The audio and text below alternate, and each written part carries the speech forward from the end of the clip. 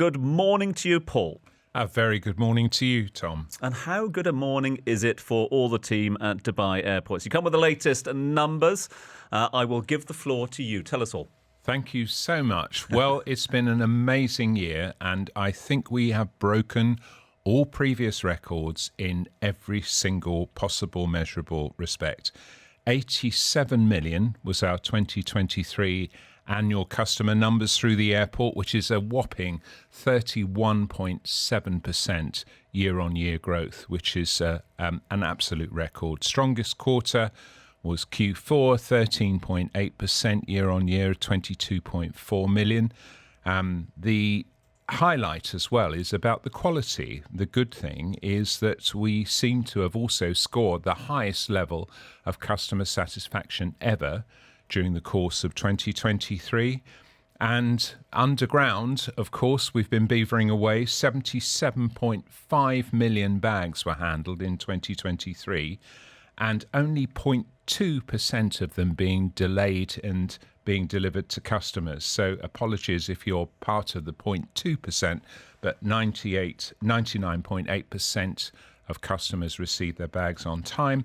And another thing we're very proud of, 95% of people coming through the airport experienced queues of less than 7 minutes, and average waiting time at security is less than 4 minutes for 97.5% of guests. So not only is the quantity high, the quality seems to have taken a very significant uptick as well. So I'm very, very grateful to the tens of thousands of people that contribute to this amazing number. And let's hope that 2024 proves equally successful as we move forward. Had a sneak peek at January, and I'm smiling because of those as well.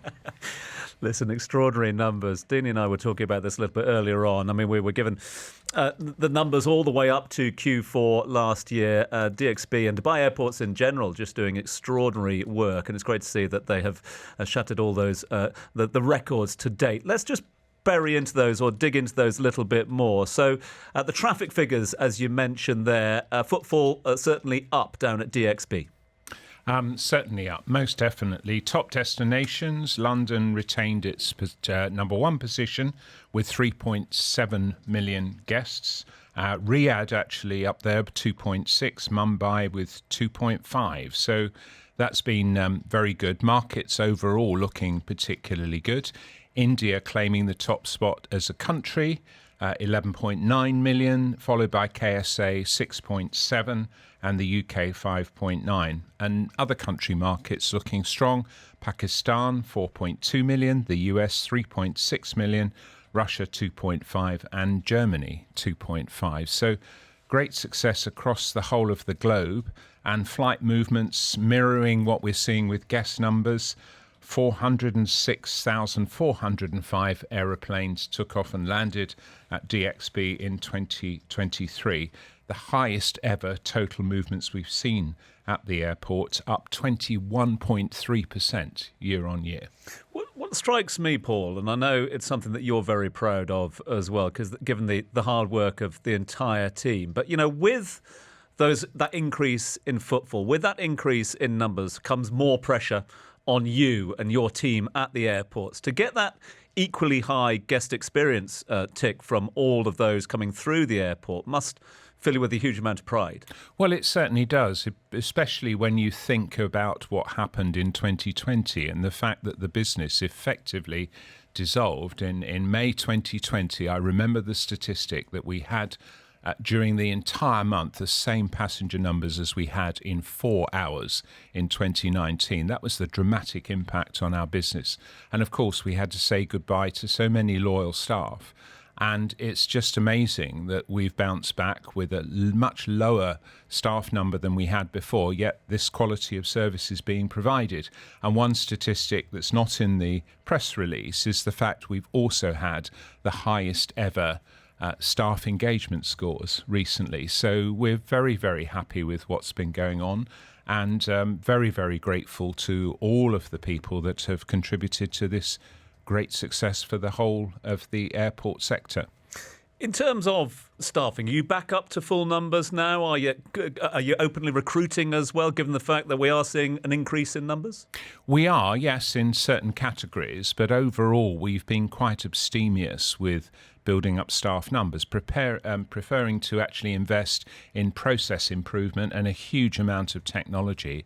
We track every single customer as they go through the airport. We can spot instantly any hiccups in the flow, and the secret really is, rather than continually building more infrastructure, if you can speed people through the airport, you get so many benefits. You don't have to invest so much in the infrastructure. You can actually double the capacity with the doubling of the flow rates, and of course fast-moving customers through the airport that only stop when they want to stop are happy customers. So it's a win-win-win, really.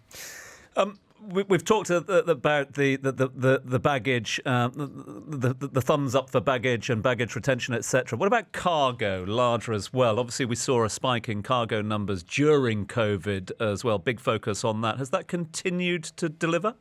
The cargo volumes are a bit down, and that's because, of course, if you recall, Tom, during the pandemic, we converted a huge number of passenger aircraft to carry pharmaceuticals to distribute vaccines. So we're still seeing a slight downtick in cargo.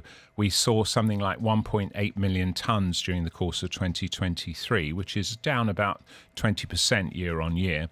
And I think some of the markets in Asia are the reason why the cargo market hasn't bounced back quite as strongly as we'd like it to. But we're something like 20.4% improved in Q4 for cargo.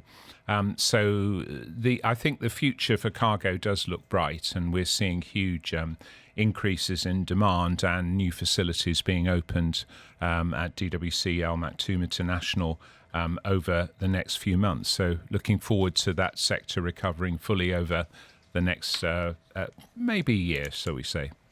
You mentioned that you've had a little sneak peek at the January numbers already. I mean, in terms of outlook for 2024, things looking good? I think they are. The outlook forecast for 2024 remains at a fairly conservative 88.8 million. But if I could possibly indulge myself a little, I wonder whether we might hit the magic 90 during the course of 2024. Be a nice thing to do, and then to rocket towards that magic 100 million maybe by 2026, shall we say. Nothing wrong with setting yourself those sort of targets, that's for sure.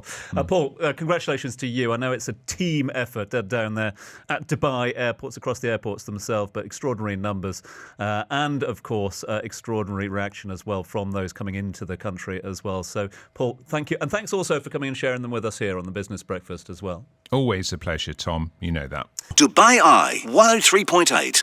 Join the conversation.